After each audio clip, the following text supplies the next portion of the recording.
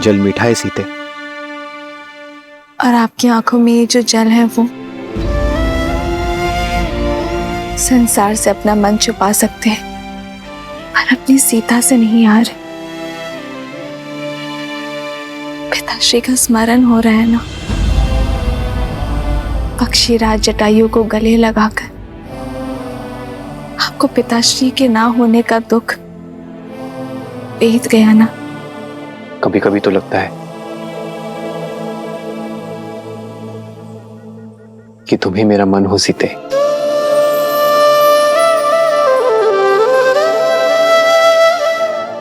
मेरे भीतर के सोच भाव, पीड़ा, आनंद, हर आभास तुम हर बार कैसे पढ़ लेती हो सीते। आप ही ने तो कहा कि आपका मन हूं मैं। सीता श्वास भले ही इस शरीर से लेती हो, पर उसके हृदय में केवल राम बसे हैं यार।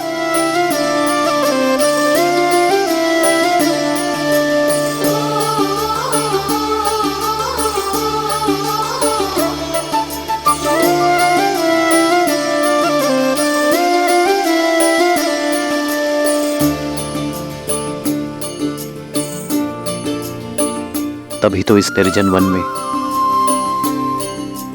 इतने वर्ष तुम्हारे साथ कैसे बीत गए सीता, मुझे ज्ञात ही नहीं चला।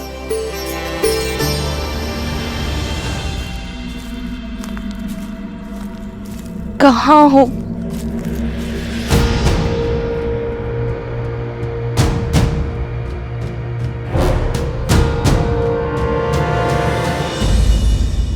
कभी कभी तो ये वनवास वरदान लगता है आर्य।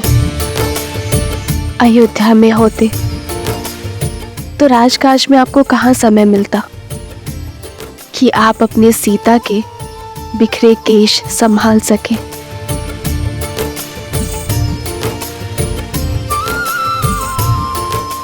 लाइए, अब मैं आपके केश संभाल देती हूँ।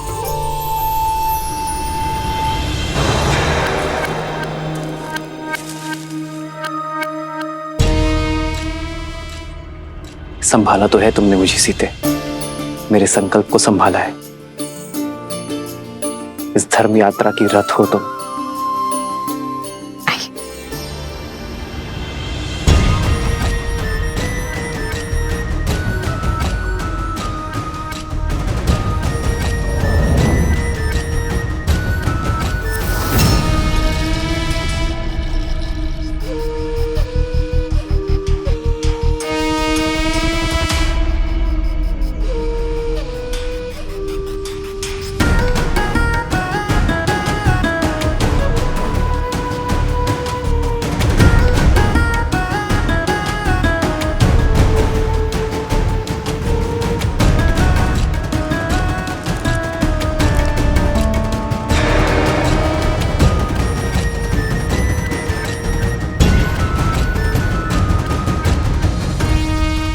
कौन है ये दिव्य पुरुष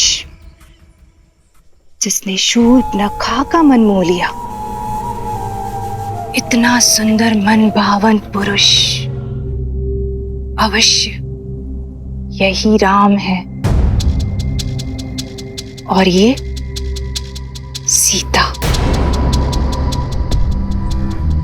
जिस आशा से भैया ने मुझे दंडक में भेजा था, आज वो पूरी होती दिखाई दे रही है।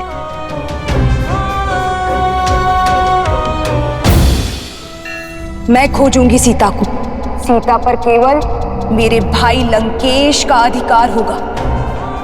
भैया को दिया वचन निभाने की घड़ी आ गई है। राम से सीता को सदा सर्वदा के लिए दूर कर दूंगी मैं।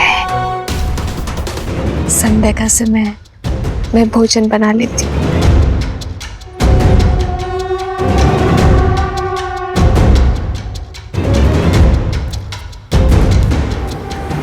अंततः मेरे योग्य वर की खोज समाप्त हुई। एक ही तीर से 2 लक्ष्य साधूंगी मैं। भैया रावण को सीता मिलेगी और मुझे मुझे ये मन भावन राम।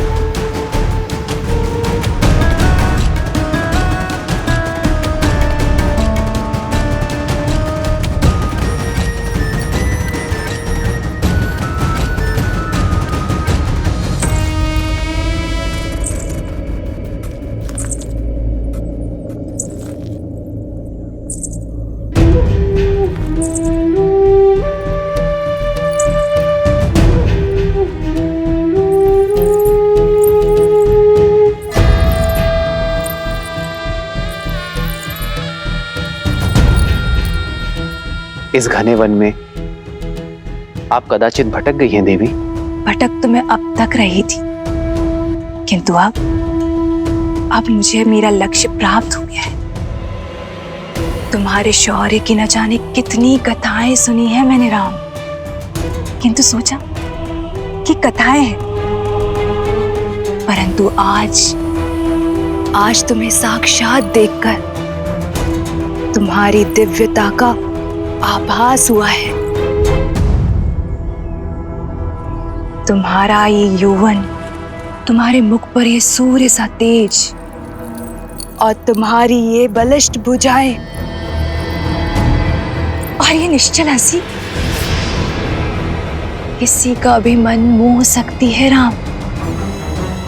बिना मोल तुमने मुझे खरीद लिया है राम। अपना परिचय दे देवी और यहाँ आने का प्रयोजन बताएं। प्रयोजन भी तुम हो और प्रारब्ध भी तुम, मन की इच्छा भी तुम हो और तन की कामना भी तुम। मैंने अपना नहीं, आपका परिचय पूछा है देवी। क्या ये पर्याप्त नहीं कि मैं एक सर्वांग सुंदर स्त्री हूं और तुम एक सर्वश्रेष्ठ पुरुष। हमारा प्रेम और संबंध हमारा परिचय बन जाएगा और मेरे यहाँ आने का प्रयोजन तुम मेरी आंखों में देख पाओगे। ओह, मुझे वो पुरुष बहुत भाते हैं जिन्हें पाना थोड़ा कठिन होता है। मन कठोर न करो राम। मैंने सुना है कि बल के साथ साथ तुम बुद्धि के भी धनी हो,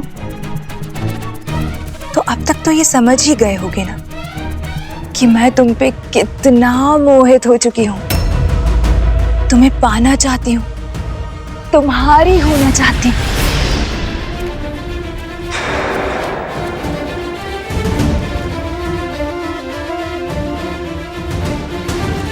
मैं आपके प्रेम का अनादर नहीं करना चाहता, किंतु क्षमा करना, मैं आपके प्रेम का पात्र नहीं बन सकता। ऐसा न कहो राम। वर्षों की प्रतीक्षा के बाद मैंने किसी को स्वयं के योग्य पाया है। क्या कमी है मुझ में? क्यों तुम मुझे अपने योग्य नहीं समझते हो? आप में कोई कमी नहीं है देवी, किंतु मैं विवाहित हूं। अरे आप किससे बात?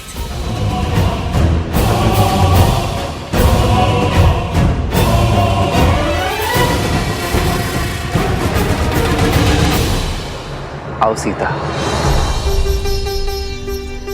इनसे मिलिए देवी। यह है मेरी धर्म पत्नी जनक नंदिनी सीता।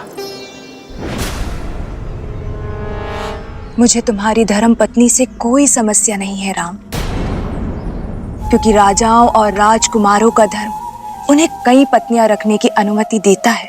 मैं कोई राजा नहीं हूं देवी, एक साधारण सा वनवासी हूं। उससे विवाह करके तुम साधारण नहीं रहोगे राम, क्योंकि मैं 10 लोकों के स्वामी लंकापति दशानन रावण की प्रिय बहन शूर्पणखा हूं।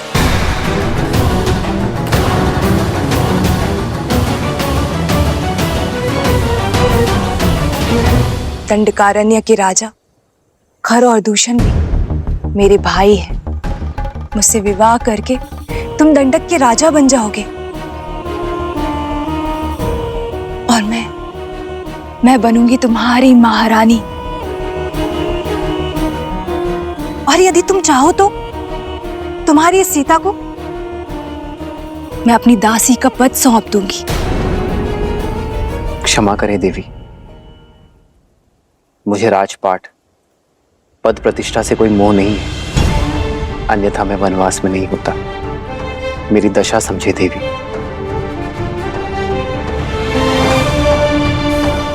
मैं एक पत्नी धन का प्रण ले चुका हूं। मेरी धर्म और मर्यादा का सम्मान करें।